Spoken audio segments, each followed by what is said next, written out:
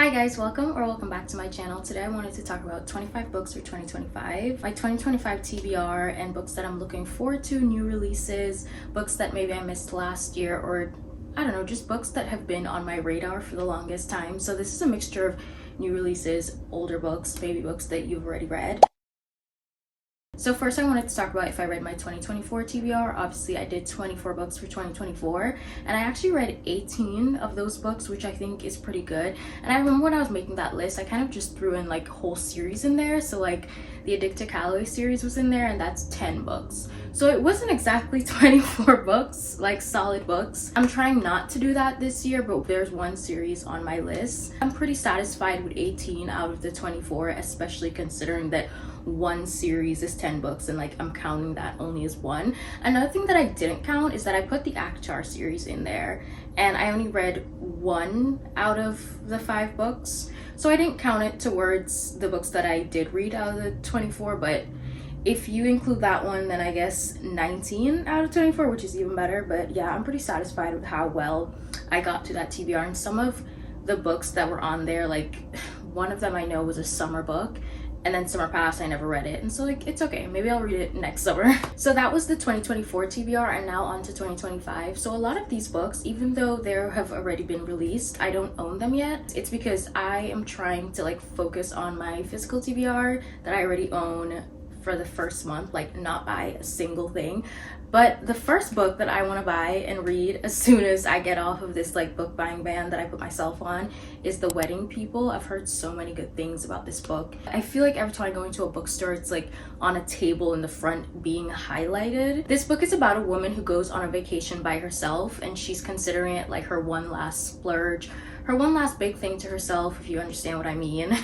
And while she's on this vacation, she's staying at a hotel where a wedding is taking place, and she gets mistaken for one of the wedding guests. So she's kind of just pulled into the wedding party. Her life is like currently hitting rock bottom, and I think she becomes friends with the bride. I don't even really know how it's gonna go from there, but I just heard a woman hitting rock bottom and I thought that I should read it.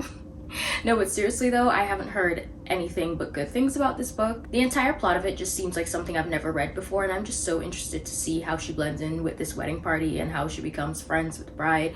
Yeah, I've been interested in that one for a while, so that's like one of the first books that I want to get to when I'm off a book buying ban. The second book on the list is Atmosphere by Taylor Jenkins Reid. This is a new release of hers that's coming out in June, and I'm so excited for this one because I just read Carrie Soto is Back, and I'm on a Taylor Jenkins Reid kick. It makes me want to reread every book that I've already read by her. And so now that she's coming out with a new one this year, it's so exciting. I feel like I've been saying Taylor Jenkins Reid has the ability to make me connect with things that I don't care that much about in real life, like tennis. After reading Carrie Soto is Back, I wanted to go watch tennis games. So I love that she does that, and I feel like she's probably gonna do that in this next book too, because this one is about a physics professor who's going to be training at a space center, and that's definitely not my like usual cup of tea. Hopefully she does her Taylor Jenkins Reid magic and makes me fall in love with physics and space and all of that.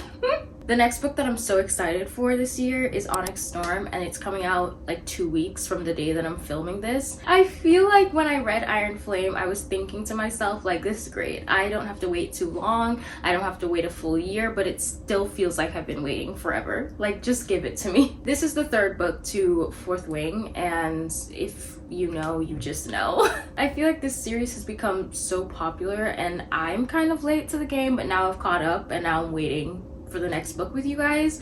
I don't know how long this series is gonna be. If it's gonna be 5 books and I have to wait years between the books, I'm going to be very sad, because these couple months, it's been hard. I've just been impatiently waiting for the book to come out, but it's coming soon, 2 weeks. The next 2 books that I'm really excited for are like my auto buy authors every year. Every year that they release a book, I will be buying their books. But I'm not gonna lie to you, I feel like both of them, it's Emily Henry and Abby Jimenez, I feel like both of them this year, I'm not that intrigued by their descriptions, but that's not to say that I'm not gonna love these books, because I feel like I wasn't that intrigued by Funny Stories description either, and I absolutely loved it. So Great Big Beautiful Life. every time I read the description, I'm like, I don't really have that much of a desire to read this, but I feel like she could still make it great. It's basically about these two authors who have the chance to write the biography for this heiress, and they're competing for the chance to do it. So they're going to this island. I don't know if it's a private island, but they're going to this island where she lives, and they're basically just going to compete to see who gets the opportunity to write the biography. Apparently the woman is going to be giving them both separate information, but they can't like share the information with each other, and like that is a problem. That's a struggle. They just have like bits and pieces, and there's like so much missing from the story. And I think what's gonna happen, I know one line in the description is they say something about they don't know if they're writing like a mystery or a tragic book, or they have no idea like what they're writing. And so yeah, I don't know if this is gonna be a romance between the two people, like the rivals. Honestly, everyone keeps saying that it is, but I feel like nothing in the description actually like gives us that impression. I don't know. I don't know. Okay, so with the Abby Jimenez book, on the other hand, Say You'll Remember Me, I know for a fact that that's a romance, but I just don't. The description feels a little bit vague. It's basically saying that these two people have like one really epic date, and then she begs him to forget about her.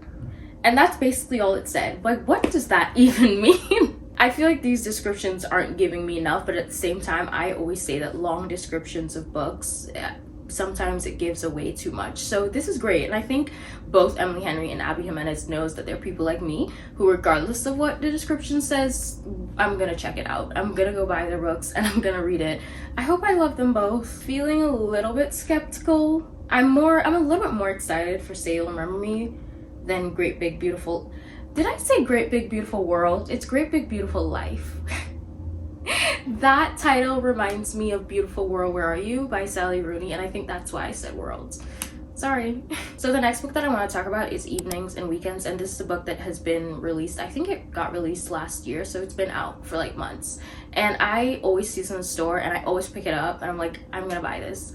And then I don't. But I'm definitely gonna get to it this year because it sounds like a whole mess, and I want to read that. So basically what I've gotten from the description, and I'm about to say a lot, and none of this is a spoiler, it's all what I read from the description. Obviously haven't read the book yet, so it's not a spoiler, but it's a lot. Stay with me here. So basically it's about a 30-year-old woman who's pregnant and broke, and she's struggling with the fact that she's moving back home, and then her boyfriend is running from his past. Don't know what that is. Obviously haven't read it yet. And then her best friend is falling in love with his roommate, but he also doesn't know that his mother has cancer, and she's like trying to find a way to fly to London to tell him. Yeah. Does that not sound really interesting? So yeah, that's a book that I really want to get to this year and find out how all of that mess ends up. So the first book that's actually on my physical TBR that I want to read in 2025 is P.S. I Hate You. And this book is about these two people who used to date each other, and apparently he broke her heart, and the only reason that they're coming back together is because her brother died, and her brother was also his best friend, and his like dying wish was for them to spread his ashes across different destinations. I think it's like 8 different destinations. And so they're going on a road trip together. It's like forced proximity, second chance, enemies to lovers, because she now hates him because he broke her heart. I think they're gonna get stuck in a snowstorm or something. It says 2 exes, 8 destinations, love travels fast. I just thought that this one sounded really good from the moment it was being announced, and I also thought that it would be more of an emotional romance, and I kind of want to get more into emotional romances over like fluffy ones. Like those are like my palate cleansers, but I want to read very deep and emotional romance books, so I hope that this is one of them. So the next book on my 2025 TBR is also a new release by Fredrik Backman. It's called My Friends, and I was immediately so excited about this when I saw the title of it, because I just feel like if Fredrik Backman is going to be writing about friendships with his type of writing, the way that I know he writes, I feel like this is going to be an important book for me to read in my 20s, and just honestly an important book to read in general. Like I just feel like the way that he writes, I'm so excited to hear what he has to say about friendships. Okay, so honestly, the description of this story kind of confused me a little bit, but from what I'm understanding is that this girl named Louisa, she got this painting when she was 18 years old, and in the painting there is 3 friends on a pier, and she thinks that that part of the painting is really important, and everyone else kind of just focused on the whole painting and they just like think it's a random thing in it. But she is going on a cross-country trip to find out the story of these 3 friends that's in the painting. That's what I got from it. I feel like this will be one of those books that I could definitely explain better after I've read it, but there are 2 lines in the description that really got me interested in this, and I'm gonna read them. So one of them is, these lost souls finding each other, a reason to get up each morning, a reason to dream, a reason to love. I just think that that's so sweet. And the other one is, Louisa is proof that happy endings don't always take the form we expect in this stunning testament to the transformative, timeless power of friendship and art. Does that like not immediately catch your attention? Like, do you not want to read this book after those 2 lines? Like, that's instantly was like, yeah, I want to know what goes down in this book, even though I'm so confused about the painting. The next new release that I'm excited for in 2025 is Can't Get Enough. It's the 3rd book in the Skyland series, and I have not read the description. I just know that it's Hendrix's book. I'm going into it blind, so I'm sorry that I have nothing to offer. But you should read the entire series and get excited for the 3rd book too. That's all I could say about it. Honestly, all of these books have been, it's about the 3 friends, but it's about, they've each had like their own issues. The only thing I will say is that the first 2 books, they already had husbands and children, and like their plots involved their whole family. But Hendrix is like known as the cool aunt. She doesn't have kids of her own.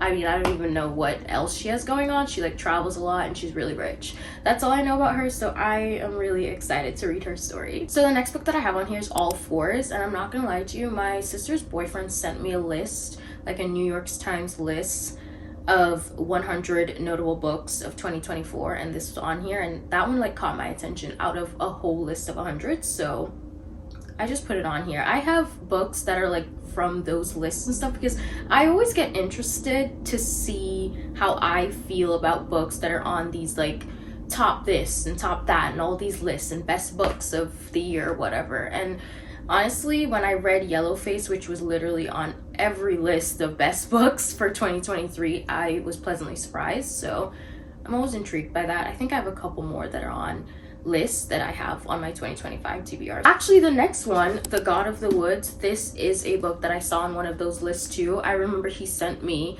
a list that was like books of the summer, the best books for summer 2024, and this was on the list. I know that this is about a summer camp and a little girl goes missing, and the thing that's like crazy about this is that her older brother went missing 14 years before. I don't know if he went missing the same exact way, but if he did, those parents are crazy for like sending her back to that camp. But anyway, the other thing that scares me about this is like I never read like mysteries that are this long, and I did kind of see some people say that like the beginning it's kind of hard to get through, so I hope that I get through the hurdle of the beginning and really enjoy this. Either way, it sounds kind of terrifying, but I still want to read it. The next one I have on the list is The Conditions of Will, and I'm so excited to read a book by Jessa Hastings that won't cause me the frustration that I get when I'm reading about BJ and Magnolia. I love her writing so much. And I feel like just reading about BJ and Magnolia just drives me crazy. I've been thinking about rereading the Magnolia Park series, and as much as I love that series, favorite series ever, it's just like I have to be in a certain headspace to read about them because they're insane. I don't think that this one's going to be any less frustrating because from what I've gotten from the description, it's a long description about definitely different factors of their life and their family, but the main thing is the fact that this girl and her brother are interested in the same person. Mess. Obviously, there's a bunch of other things going on. I'm pretty sure she's only back where her brother lives because their father died and she's going for the funeral, but still, that's the foundation of the story, I'm guessing. I have Heartless Hunter on the list. I feel like everyone read this book last year, and I just didn't want to start a new series. I am so tired of like uncompleted series and waiting for books. But I heard that this one is going to be a duology, and the next book comes out like in the first quarter of 2025. We should have a completed duology soon, and I really feel like people need to do more duologies, like especially YA fantasies. Divine Rivals and Ruthless Vows, so perfect. When I read Once Upon a Broken Heart and then The Ballad of Never After, I was really disappointed by the third one, and it just made me feel like I wish this just was a duology. I wish it somehow like got split up evenly within just 2 books and like wrapped up in 2 books. I feel like I would have felt better about it. And now for Powerless, I've heard so many people say that Reckless, the second book to Powerless, is such a filler book, and I'm like, why do we need a filler book? So yeah, I'm really hoping what I heard about Heartless Hunter being a duology is actually true, because I feel like we need more duologies. Next on the list is It's a Love Story, and I feel like this book I'm nervous for, but I'm excited for. It's gonna be like the deciding factor on if I like Annabelle Monaghan or not, because I read both Nora Goes Off Script and Summer Romance last year, and I hated Nora Goes Off Script, but I absolutely loved Summer Romance. So I feel like this next book is the deciding factor. Like, was Summer Romance a fluke, or was Nora Goes Off Script just like a one-off, like not for me type of thing? It's about this woman who's trying to be taken seriously by a Hollywood executive, and she tells him that she knows this really huge pop star, which she does, but she hasn't seen him in like 20 years or something, or is it 12 years, something like that. She hasn't seen him in a lot of years, and apparently he was like her first kiss. I don't know, maybe like they grew up together or something. I didn't completely get it, but I know that she has to go hunting for this pop star that she claims she had access to when she hasn't seen him in so many years. But while she's doing that, she has to go to this like music festival or something. She's going with, I think it's the music exec's assistant, and they're kind of like having an enemies to lovers situation. That's what I've gotten from the description. It sounds fun, and I'm excited for it, and I really hope I love it, because Summer Romance, banger. I'm really hoping that I love this one too. The Paradise Problem by Christina Lauren. I've been meaning to read another book by these authors for so long. I've just read Love and Other Words, and I really liked that book, and I love their writing. There's some things in there that I don't love as much anymore, but I love the writing. I love how it played out. So I've been meaning to read another book by them, and I just never do. I always forget. And when The Paradise Problem came out, I was really interested in it. I heard really good things about it, and I feel like I remember someone saying that this is a book that actually made them laugh out loud. Was it Shaughnessy? I don't remember. I remember someone saying that this is a book that really made them laugh, and they haven't been like laughing that much at a book in a while. Books don't make me laugh very often. When I think of the saddest books of the year, I always have one, but like books that are happy or funny, I don't have enough of those. So I hope it makes me laugh too. That's why that one's on the list. And I want to read more by Christina Lauren. One Golden Summer is on my list. Carly Fortune is an author that I feel like I have ups and downs with. Like, I usually find her books somewhere in the middle because I love the writing but don't love the plots. The reason why this one I'm actually excited for is because it's about the brother who's in Every Summer After, and that is actually my favorite Carly Fortune book. That's actually the one that I do like and the one that I enjoyed the most. So I'm hoping that since it's about a character in that book, that I'm really going to enjoy it too. And I don't know, when the cover got released and when it got announced that it was about Charlie, I was instantly like excited for it. So I don't know, it's this like annual thing of me being excited for her books and then I get let down. I hope that that does not continue. Before We Were Innocent, this is a book about 3 friends who went to Greece for a summer vacation, but only 2 of them returned, and then the 2 of them that returned went through like a lot because everyone thinks that they had something to do with the disappearance of the 3rd friend that didn't come home. Something about books that are in Reese's book club, I'm always willing to give a chance because she brought me Daisy Jones and the Six. I feel like it's gonna be a nice like lay out by the beach, lay out by the pool type of read. So this summer, hopefully. Tomorrow is a book that was very popular in was it 2023 or was it 2022? It definitely, I mean, it's still popular, but like the year that it got released, whenever its release year was, that year it was like everywhere. And I think at the time I wasn't very interested in it. All I know about it is about people who develop video games, and that's all I know, which is probably why for the longest time I haven't been interested in it. But for some reason I've been seeing it in store lately and it's been catching my eye. I'm kind of curious about it recently, and I know one of my YouTube besties here, Deb, she loves that book and she recommends it. She raves about it all the time. So I think this is the year that I'm finally going to get into it. And as I said, I'm always a little bit intrigued by these books that are on these best of the year list, you know. So I know for a fact that whatever year that one came out, if it's 2023, it was like one of the best of 2023, or if it was 2022, I don't know. I just remember the year that it had its moment, but I just wasn't interested at the time, and now I am. Next on the list is Rewind It Back, and I can't find a description for this anywhere, but it's the 5th book in the Windy City series. Anytime I look it up, it just says Rio and Hallie's book. Who is Hallie? I don't know. It's not someone who's come up in the series yet. Well, I don't think so anyway. Maybe she's friends with one of the other girls. I don't know who she is. I can't remember. Maybe she didn't play too big of a part. Maybe she's being invented for Rio. I don't know. I don't know anything about this book, but it's the 5th in the series. Got through 4 of them. Loved 3 of them.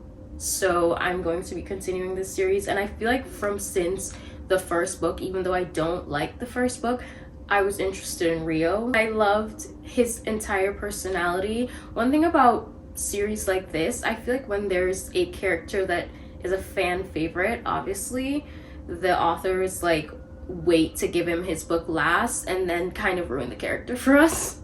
Or like we get let down. It just doesn't meet our expectations, and I hope that doesn't happen. I hope Rio stays the same, because I'm rooting for him. Love Arranged is the 3rd book in a series that I don't even know what it's called, but it's the 3rd book to Love Redesigned, Love Unwritten, and the next one is Love Arranged by Lauren Asher. I feel like everyone complains about how long Lauren Asher's books are, and listen, I'm guilty of complaining about other romance books being too long.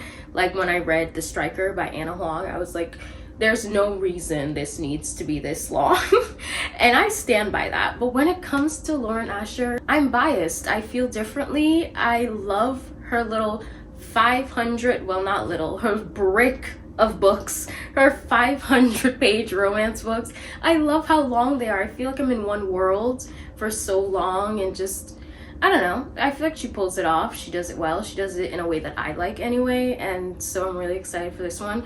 I don't know much about the 2 people it's about, Lily and Lorenzo, I think. I'm pretty sure it's gonna be some sort of marriage of convenience, or like fake marriage, something like that. I think he's gonna need a wife and she's going to volunteer. I could be completely making that up. Once again though, in these series, I feel like you're reading it because you've already gotten attached to like the world, the characters, and so you continue it. Does it really matter what it's about? Next on my actual physical TBR, I have The Nightingale. I feel like I'm at the point where I'm willing to read anything by Kristen Hanna. I read True Colors and The Great Alone in 2024, and this is like the one that was popping off the most. I bought it, hadn't gotten to it yet, but I really want to read it this year, 2025. I've heard that it breaks you. I've heard people saying they cry so much, and I can't wait to do that. Next is Talking at Night, another book that I always see in the bookstores that always catches my eye, but I never actually buy it. Always pick it up, look at it, put it back down. I don't know what it is with me, but I feel like if I'm doing that and after so much time I still want to read it, it's a good sign, right? I don't really know much about what this one's about either, but I did hear people say that it reminds them of like Sally Rooney's kind of writing in Normal People, and so that was enough for me to check it out. The Love Haters is a new release by Catherine Center, and I've been meaning to read another book by Catherine Center since I loved The Bodyguard. And I think last year her book, The Rom-Commers, I always like saw it in store, but something about the actual description didn't pull me in enough to buy it. But this one seems more fun to me. It's about this woman who is going to be in Key West to be a Coast Guard like rescue swimmer, but she doesn't actually know how to swim, so she's obviously found herself in a pickle. And just the description sounds so summery and fun. I feel like it's going to give me the same vibe as summer romance, because I always say with summer romance, the best thing about that book is how many summer activities they do, and I feel like The Love Haters is gonna give that too. So I'm excited for it this summer. So the only series that I have on this list is the Lovelight Farm series. I read the first book during Christmas time, and I just fell in love with the small town and the characters, and I really want to continue that one. So this is the only series on the list. I think it's Mixed Signals, In the Weeds, and I'm not remembering what the third one is, but there's like 3 more that's already out. I don't know if there's gonna be another one, but there's 3 that I haven't read yet, and I'm pretty sure people say they kind of follow the seasons. I actually have no idea, but I do love how that little series started out, so I'm so excited to continue it. The last on the list is Not Another Love Song by Julie Soto, and I feel like Julie Soto is an author I've been meaning to check out one of her books. Forget Me Not was like everywhere when it got released, and then when Not Another Love Song came out, that one was also everywhere, and for some reason I'm always like, oh yeah, I'll read that eventually, I'll read that someday. And I feel like I'm a little bit more interested in Not Another Love Song than Forget Me Not. I think I've heard people say that the guy in Forget Me Not was just like really mean, and I don't know if I care to read about that, but I've seen such great things about Not Another Love Song, so hopefully I like it. I want to check her out as an author, and all I know about this one is that they're musicians and they're gonna perform on stage together, but they don't exactly like each other, or they don't want to do that. But I think they have so much musical chemistry that it's like they don't have a choice. They're just doing these performances together, and it's going to lead to off-stage chemistry. And yeah, don't know. I'll get to it hopefully and let you know later. Obviously there's so many books that are already released on my list. If you've read any of these books, please let me know how you felt about them in the comments. I would love to know. And also let me know what's on your 2025 TBR. What new release are you excited for? What release from last year that you missed that maybe you're gonna get to? Or just a book in general that you're excited to read in 2025. Doesn't matter when it came out. Yeah, let me know in the comments. If you enjoyed this video, please give it a like and subscribe for more, and I will see you in the next one. Bye!